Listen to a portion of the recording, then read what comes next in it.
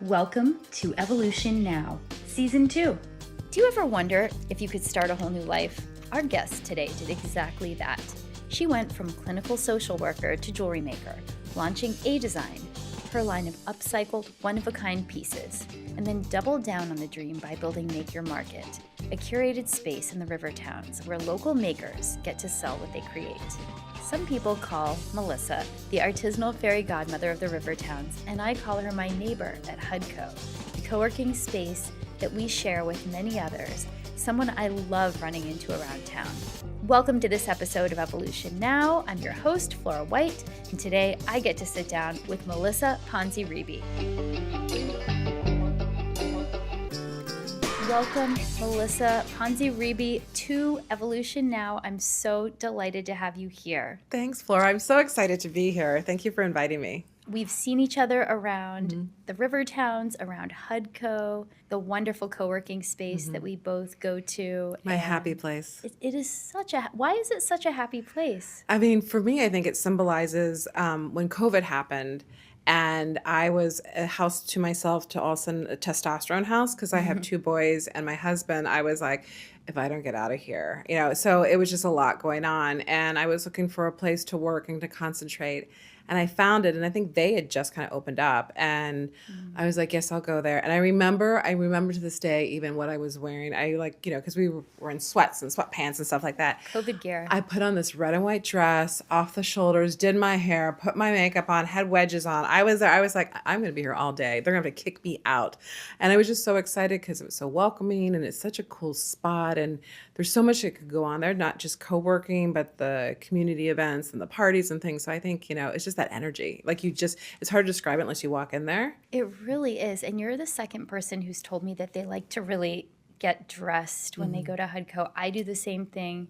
It feels like it deserves that sort of care and attention. Like you walk in, it's a beautiful space. The people are welcoming. It's just good vibes all around. Right. And there's a bookstore in there. I mean, you can't get any better than that. There's a coffee place. A lot of times they'll have a food truck. They'll have some kind of food there too. So it's fun to see what you can find. There's always something good that happens at HUDCO. Right. So we met there, and I've seen you around town. I knew you first, Melissa, from A Design, your jewelry line. Yep.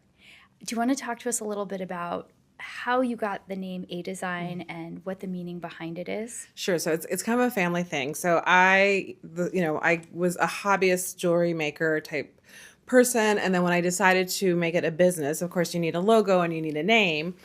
And so my husband actually came up with it. I think he's FOMO creative because he's more of the business sense. But my son's name are Aiden and Devin. So it's A, D, and then hyphen Z-I-N-E. So it's kind of a play on words for the A Design. And then at the time I lived in Minneapolis. And so a friend of mine actually, was a graphic designer and said, I'll design your logo for you. And that's where it all came about. That's amazing. So you started it in Minneapolis. Well, I should say I started the name. Oh, I did the fun stuff first. So I was making it as a hobby, and I'm like, if I was a business, what would I be called? And she was there, and so we named it, but I really didn't do any, I didn't sell anything in Minneapolis. I didn't even get my certificate or anything like that until I got here to New York. So I was more, I don't know, I think it's probably more playing house. And at the time I was getting a grad degree in nonprofit management. I was already a licensed clinical social worker. So to switch completely, it was not an instant thing. It took some time. And so I did the pretty graphics first. So that's a pretty significant pivot, but I like to call you the fairy godmother of artisans in the Rivertowns because you are an advocate. And I was saying this to you earlier, anybody who's lucky enough to cross paths with you, Melissa, you're advocating for, you're finding a way to support them or to connect them with resources. And it seems like from this vantage point, like that's a theme throughout for you. Do you want to talk to me a little bit about like how your work with social work sort of ties to the work that you do in jewelry making and beyond now with Make Your Market? Yes. So I think one of the things I loved about social work is that you're building community, you're advocating, you're listening, and that is kind of a theme that I have done all throughout. And I think been very fortunate when I was a social worker. I was at St. Vincent's Cancer Center and I worked hospice when I lived in Utah, was that had great teams. And I think that is a big switch when you become a small business person, especially a solopreneur. You are by yourself and you kind of have to create your community. And so I knew the feeling I wanted because as a social worker and because I was in great teams with the hospital and the hospice, that I wanted to be able to have that. And I think, again, there's so much more that can happen when we work together than when we're competing against each other. And I've had so many opportunities that I never expected by just working together.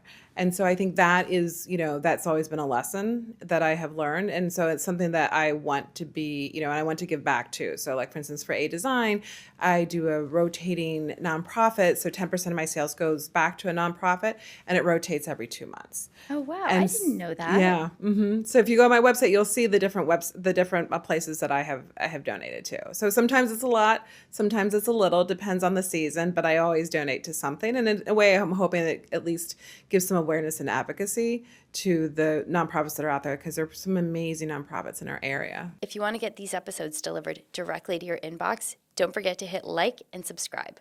So going from A Design and creating jewelry, and I want to really dig into that deep before we go into Make Your Market. Okay. So can you talk to us a little bit about the creativity process behind, or shall I say, can you talk to us a little bit about the creation process behind your work? The madness of it. I'm self-taught. So what I do is I take old pieces, I take dead stock pieces, and dead stock, it means it's these beads or something that were never used for anything, but they're just boxes of stuff. Or people will say, I have this jewelry that I really meant something to me and I don't know what to do with it. It's not my style, but I remember when my grandmother wore it. I remember when my aunt wore it. I'll create stuff that is specific for people, or I will make stuff that it resonates to people. And I feel like statement jewelry is one of probably what I'm known for, the bigger pieces or pieces that maybe are colorful. And so I think because jewelry is I feel like it's kind of a bridge to good energy. Someone may feel uncomfortable about saying, I really like spending time with you, or like, oh my goodness, like your energy is great. That may feel a little woo-woo or feel like, but someone may say, oh my gosh, those earrings are great on you, or like, I love your necklace. And even though it's about something, it's something you're wearing, and that positive energy can be very impactful too. I love when you say that. I love hearing that because it's true, right? We go through our day and just a comment from someone else can really change our mindset and get us going in a better direction. Yes, I agree. So and it's kind of fun to be on this hunt. I don't know if you remember when Lohmann's used to be around. I don't know if we can say department stores, but I mean, and part of the fun of that was you never knew what would be there, and it was that hunt. I loved Lohmann's. Oh, so good and so dangerous. And actually, when I worked at St. Vincent, it was just around the corner, which was very dangerous. But and so I think what I find with the pieces too is the hunt. Sometimes I'll see this piece that's like crummy, but there may be that one bead, or there may be something that just kind of like, oh, I can do something with that, and I'll make something, and then the next part of the process is to be in a market, be in the show, the website. I don't see the reaction, but to see people then say, oh my gosh, and they buy it and they tell me why it speaks to them. And then I actually just had a market at Maker Central this past weekend, and I had a lot of repeat customers, and they would say, oh, when I wear your earrings, I get so many compliments. And I had this one woman, and I totally forgot. And that's the thing, I forget half the time what I make. And so when I see it again, I'm like, oh, that was a good spot that I was in. So I had this old belt from the 80s that was my mom's, and it had these big gold pieces, and I took it apart and I made earrings and I made a necklace with those and stuff. So this woman, it had to be about 4 or 5 years ago, bought the earrings, and she said, you know what? They broke in the middle of a bar, and I was actually on my hands and knees crying to find them, and she did. And so she said, could you fix them? And I'm like, absolutely. And I forgot which ones they were until she brought them to me, and I was like, oh yeah, these are good to be fixed. So it was good to hear like people's reaction, the stories about it and stuff. And it has such a special meaning behind it. Your mom's belt, I love that. And what's the meaning and story behind this beautiful necklace you're wearing? Well, this is one of my newer pieces. So this is a vintage piece of lucite, and I found there's a great place in the city. There's still some places that exist that have the dead stock where it's just boxes and boxes. And so this this was in the bottom of, I think, probably the second or third layered box amongst a bunch of stuff. And I was like, oh my goodness, I love this. And I play the game sometimes because it'll be at the market and I'll say, okay, after so much time, if this doesn't sell, I'm going to keep it. So this is on that route right now. So, but I felt like it's almost like a medallion, like the Wonder Woman, or again, I'm going to age myself, Isis. I used to have this like tiger eye. I'm like, okay, for today. Isis has a different meaning now. Yeah, it does.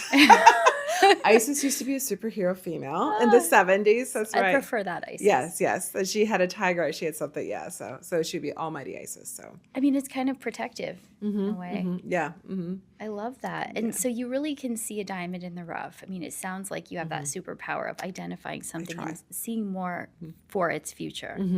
Is tying that back to your social work, I mean, are there any anecdotes or memories that you have where you worked with people and you were kind of like, aha, kind of like your mom's belt, like, that's why I do this. This is that diamond in the rough. I think there's always that connection that people have. I mean, when you think about certain memories or certain times, you remember what you were wearing. Again, like I talked about the dress I was wearing at Headco, or you may remember certain earrings or going out and meeting your special person. You may remember what you're wearing. So I think there's so many things. And that's what I'll say to people when I'll write them a handwritten note. If they buy it online, I'll say, I hope you wear this making great memories. What does it mean to you to wear jewelry that holds meaning or that has a story behind it? My grandmother, who was very dear to me, she had not very expensive jewelry, but she had some costume jewelry. Again, not my style. I repurposed a bunch of her stuff and made it to where I would wear it. And so it's just nice sometimes, especially if I'm going to a place where I need a little bit of extra, like, just reminder of where I came from, or like I will put it on to be like she's with me. So and she was a knitter too, so a lot of times I'll wear her if it's cold, I'll wear her sweaters. In your time as a social worker, and you worked in many different environments, some quite difficult, it sounds like. Is there any story that stands out to you where you really said to yourself, aha, this is why I do this work? Yeah, I think people want to be heard. Everyone has a story. And it's not whether one's more important than the other, but everyone has a story to tell. And one that speaks out to me, and actually if I think about her, I can see it so vividly, and I actually remember the earrings she was wearing. So there was this young mom, she's probably in her 40s, who had stomach cancer. So it was when I was working hospice. And she had a daughter in college and a daughter, I believe, in like middle school. And that was it. So she was actually leaving her, when she passed away, the people she used to clean the house for in another state was going to take care of the kids. And what I would do with hospice is I would actually do a video.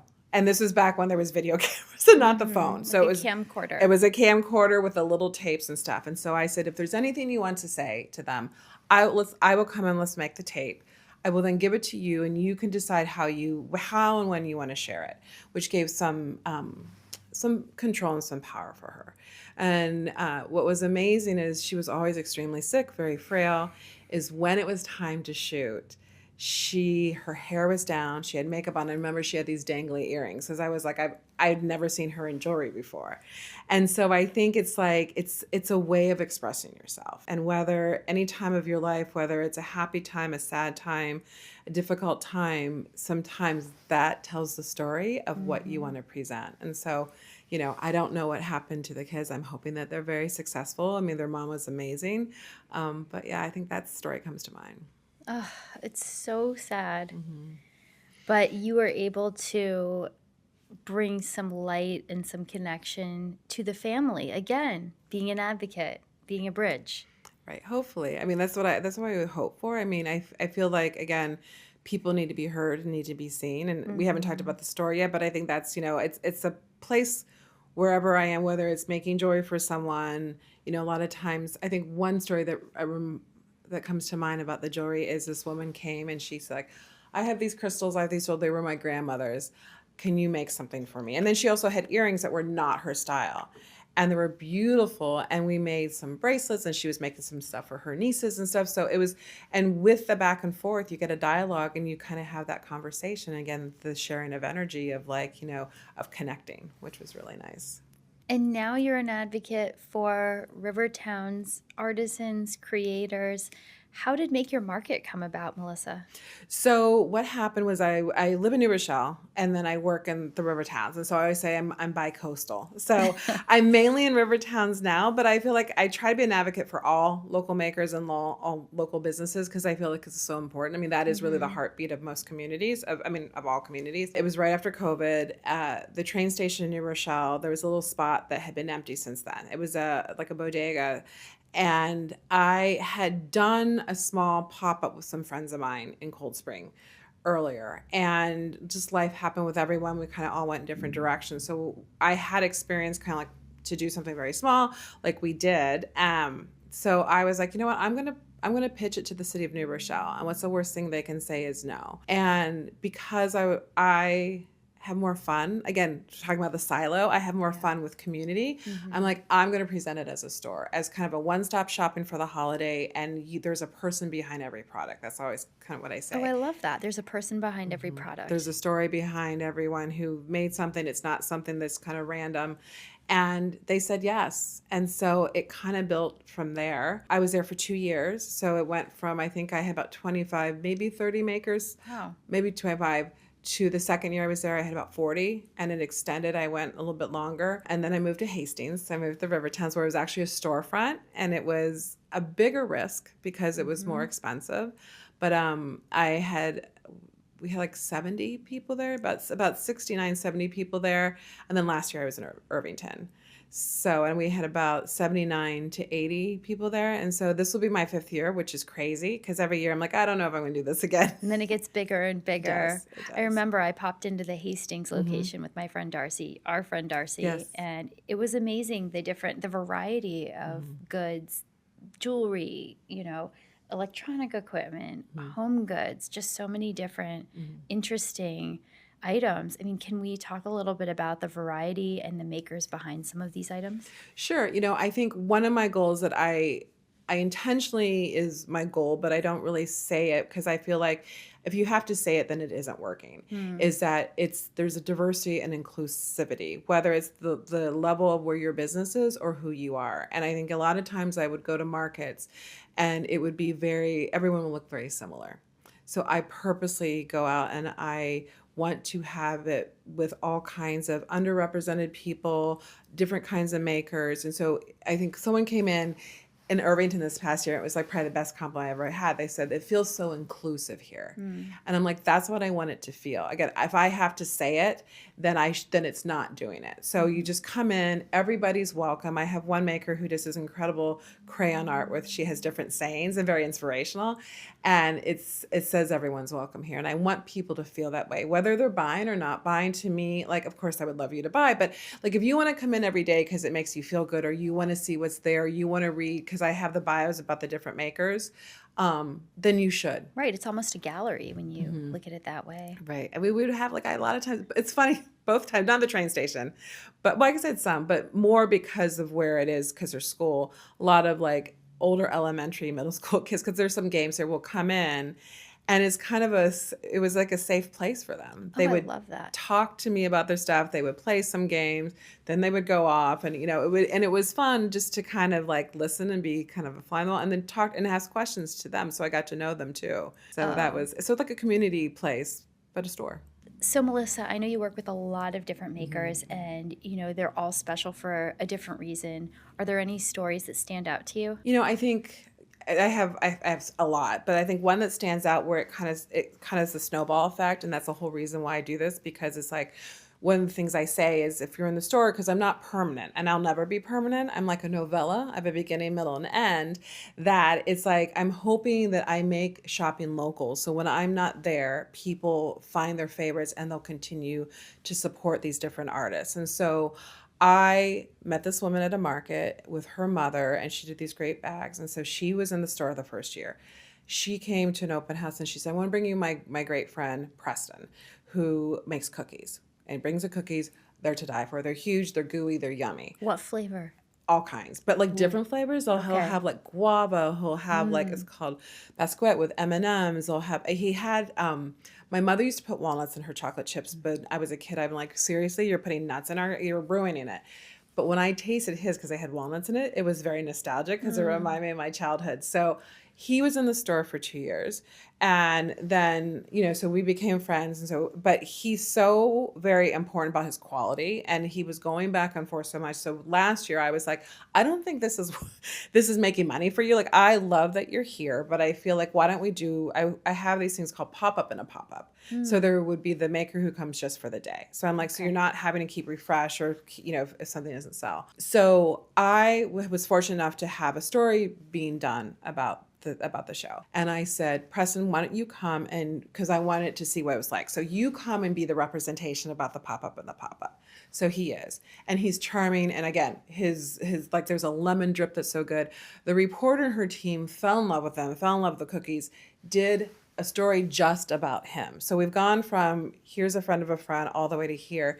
His story was just released, I think, about a month ago, and he's still catching up on orders. Wow. Like, I was back at home. I'm from Indiana, back at home.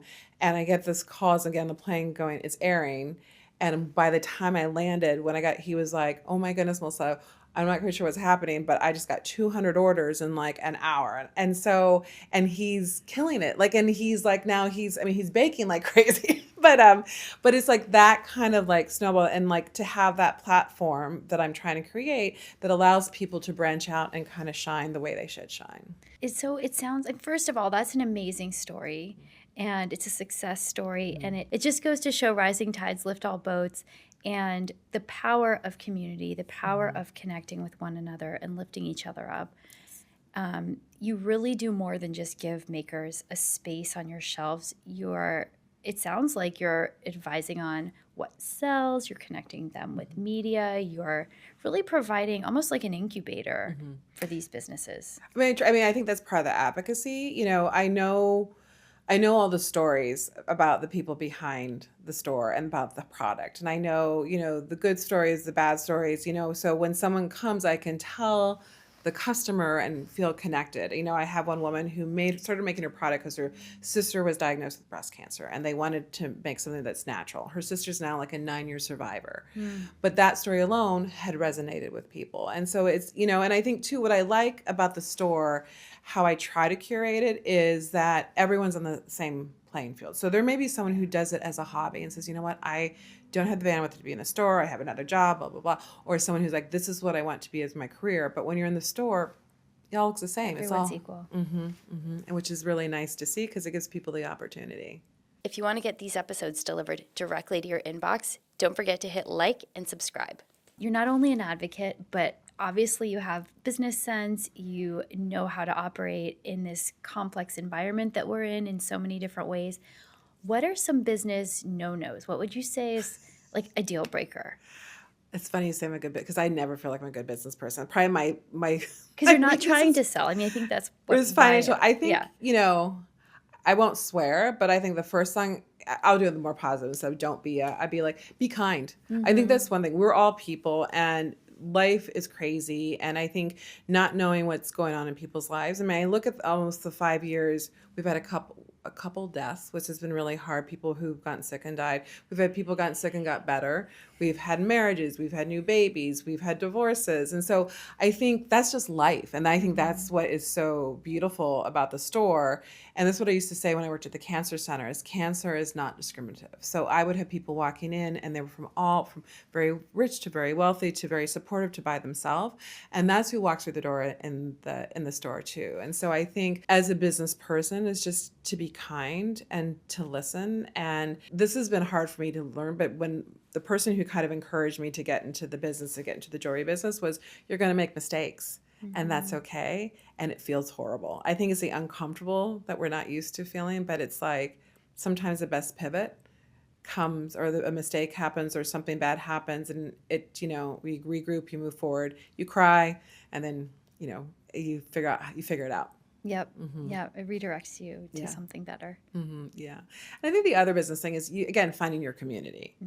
My community may not be someone else's community, and that's okay. But finding people that uplift you. Like, if you leave a group, and I think there's more and more here in Westchester that's happening, which is really exciting. Good collectives, people support businesses, supporting other businesses. If you find a group that lifts you up, then you stay with them and you surround yourself. If you find that they're not, then they're not your people, and you'll move on to another place. So for Melissa, for people who want to do what you're doing, who want to start their own jewelry line or want to create something similar to a maker's market or want to work in this community, what is something that they should not do? They should not undersell themselves. I think it's easy to say, like, you feel like you're not worthy enough to what you're going to charge. To really look at your costs and put your time as a part of the cost too. So I think that is definitely, don't undersell yourself. Don't go after every shiny object. It's amazing to me how many scams and things are out there. So really do your research, in the sense of you have all kinds of people, I can do this, or I can get you press, or I can build your business up. I don't know how many times, I think like every day I'll be like, we can give you a loan, or we can like make you have more followers and things like that. So don't fall for that, and it's easy because if you're navigating different grounds of like not knowing what to trust and feeling like not competent. So, and I would say, and don't try to be someone else.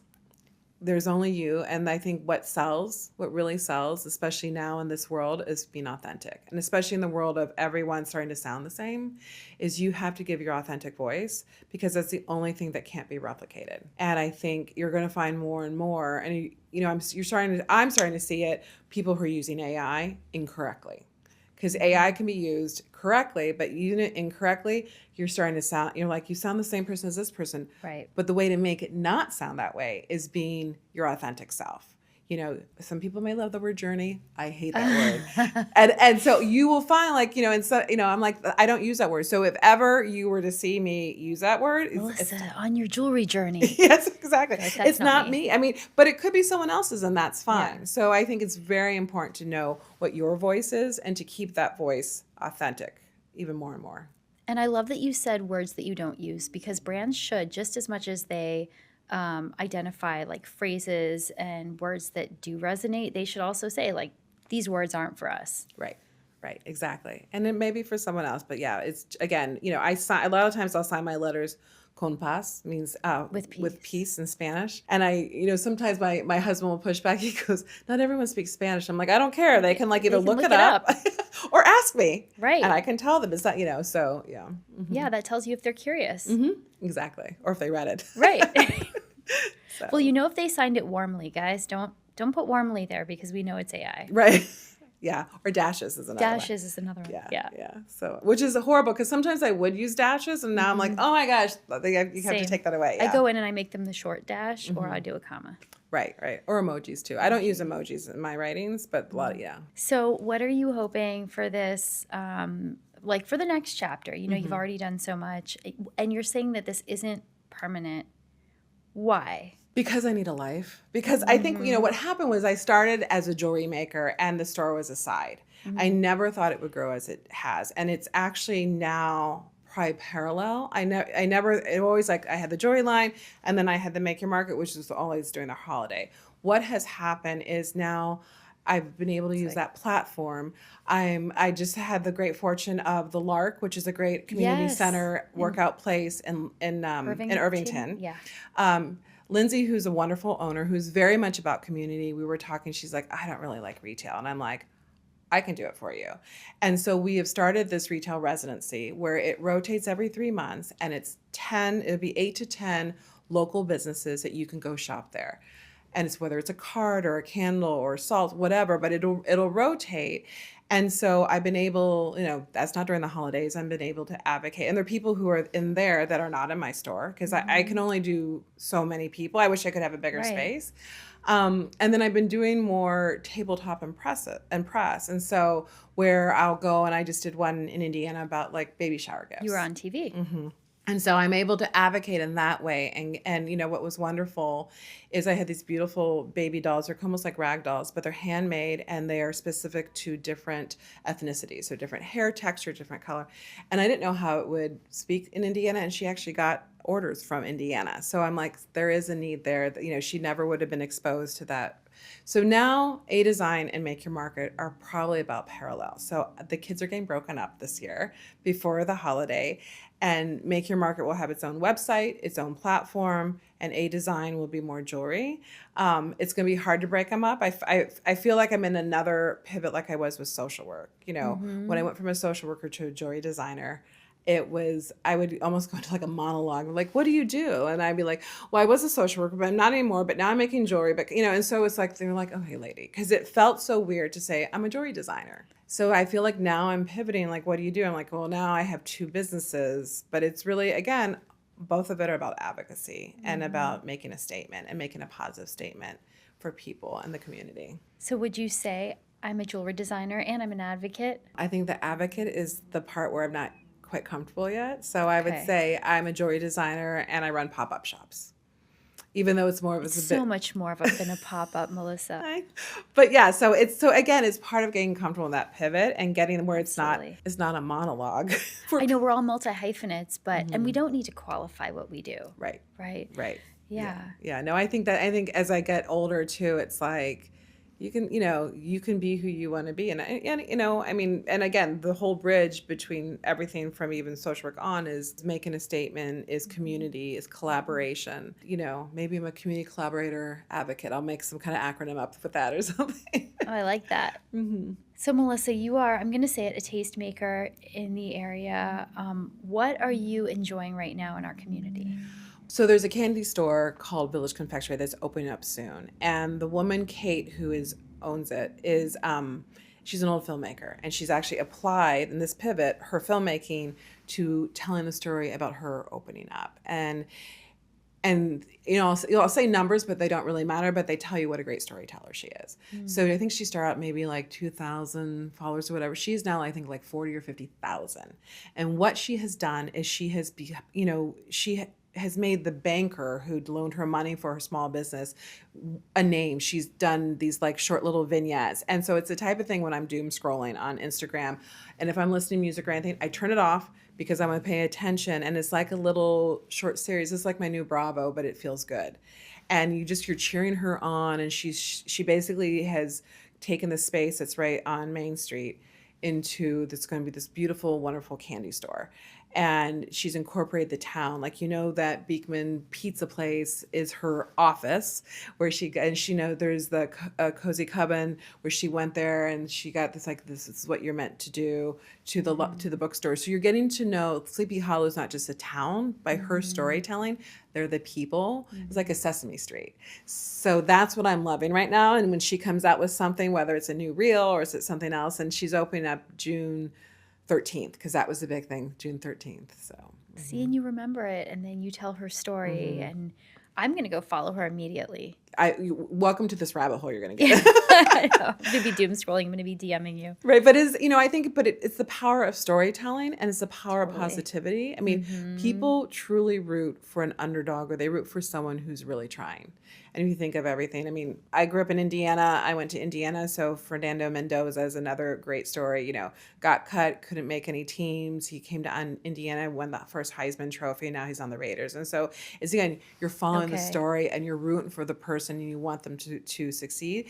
And I feel like the community here in Westchester, especially in Rivertowns, that is the type of community where whether it's a brick and mortar store or it's a artist store, everyone really kind of cheers everyone on and promotes them. And that's just a wonderful feeling to have, especially because retail's tough. It's really tough in general right now. And so when you have a community that says, okay, we're going to get through this tough together, it's a wonderful thing to have. I love that. And it's great to be part of this small town of Westchester. It really does feel that way. It does. And good ways and bad. There's sometimes I'll be like someone with the lark. I remember going to a business and someone saying, you're going to do the lark. I'm like, well, we were just in talks. I'm like, my goodness. But there's always that one person. You have to find that one person in each town that has been there forever, or is the one who's kind of the sage person. And then you can trust them. You can go to them and you can say, and they're the ones also who will know what's going on. Absolutely. So being that you are a successful, busy, accomplished professional and mom and wife, what would your advice be to anyone, like any life hacks, any routines, smoothie recipe, whatever, anything that you would share here? I think to take time to watch the mindless TV or read a book that has nothing to do with business. One of the great things I've done, we talked about Heko having the bookstore. She does these book clubs. And I'm not an avid reader, but I'm working a lot. I'm in the car a lot, so I'll listen to the book. And I have read books that I normally wouldn't. And now I'm starting to read books that aren't even part of the book club. So I think just because it's a nice escape, it's a way, to kind of connect and listen to other stories and things like that. So I would find that. And they're reading Yesteryear right now. Yep. Did you read it? I just read it. Okay. Yeah. It's interesting. It's good. I just finished the Lena Dunham memoir. Oh, yeah. I'm kind of starting to listen to that one. Yeah. So it's her memoirs I like because it's usually the person reading it. And so I'm music. I would say my hack is I love live music. I'll go to Broadway. I'll go to shows. Foo Fighters. So David Grohl read his memoir, and he's a great storyteller. And at the end, I'm like, we're BFFs. Yeah. David Grohl and I are friends. So So I think I have music on all the time, and the store I have music on, and my workshop I have music on. What's your favorite band? War and Treaty. Okay. They're a husband and wife band, and they're amazing. I've seen 6 times. Wow. Spotify has a thing right now where it tells you what your top bands are and stuff, and I think it was embarrassing. It was almost 6,000 minutes I've listened to it. Yeah. So right now it's War and Treaty, and then I think overall the Beatles. My dad loved the Beatles, and he made me love the Beatles, and they're so great. And in college, I actually took a Beatles class. Oh, wow. My parents were very happy about spending that money on that class. But fun fact, and you can't go wrong with the Beatles. And I think this is probably the one I remember most of, all these years out of college, about what I learned from. It's so funny because you loved it. I loved it. And there was a story behind it. And they had a whole transition from the time they're in England till they came here until the 70s. And each album was different, and it meant a different part of their life. And I think their music, you can tell how there were different transitions and things like that. So what would you say is something that you learned in your Beatles course? It sounds like you know a lot about the different time periods and music and what it represented in their journey. But what would you tell someone who didn't know anything about the Beatles? I mean, especially John and Paul. I mean, they were 2 friends that were very close, and they were creative. They were able to be creative. And I think, too, they also had a bad breakup, and they separated. But, they made some incredible music. To me, they're music geniuses. The Beatles and Prince are prime music geniuses. And I think that is what, is surrounding yourself around that type of creativity. What I think I loved about the Beatles too is even though there was John and Paul, there was Ringo and George, and they had certain songs. So they weren't the main part. They weren't the main writers, but they when in the White Album, they had the sitar, and that was mainly because of George, because he was starting to go to India and learn that music. And one of his songs, which I think is one of the best Beatles songs, is Why My Guitar Gently Weeps. That's a George song. Ringo was great. He was, he's always kind of in the background or whatever, but the songs that he had were funny. They were, and he was, being the drummer, he was kind of the foundation. So even though as 4 of them, they all had their different moments at different times, and which was really it's kind of cool. It's a great way of kind of looking at when collaborating, working together. The more you know. So you could teach a Beatles course. You could come back and talk to me about the Beatles. I won't tell you about my dream I had when I was taking the class. What? So it was when they first did drugs, because they had the progression, and so they had done some acid and it was from a dentist. So I remember very vividly. I had the dream that night. I had is my whole dream was in negative form, film negative. Yeah. And I remember thinking this is really weird. Did I take? And John Lennon was my dream, and I was and when I remember waking up and thinking, I am really taking this class way too seriously. But yeah, I've never had that before, where a dream is all in negative form. And John Lennon visited you in a dream. we can say that, but yeah. That means he visited you. Yes. It's pretty cool. It's funny. Melissa, it is a joy to get to be around you, to learn from you, and to talk with you. Thank you. And do we have a special happy birthday that we want to wish today? Yes, it's my youngest birthday. He's now no longer a teenager, so Devin is his name. He's 20, and this is actually, he's doing an internship down in North Carolina, and he goes to NC State. So this is the first birthday where we're not all together. So it's happy birthday to Devin. Happy birthday, Devin. Mm-hmm.